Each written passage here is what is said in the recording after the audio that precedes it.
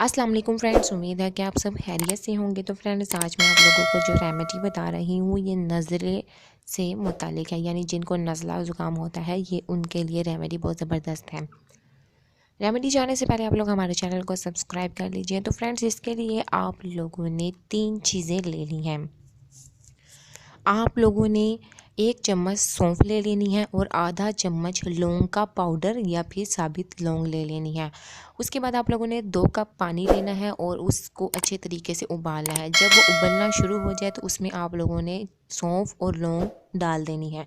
उसे अच्छे तरीके से पकाना है। जब वो 1 कप रह जाता है तो उसके अंदर आप लोगों ने आधा चम्मच या 1 चम्मच मिश्री का शामिल कर देना है।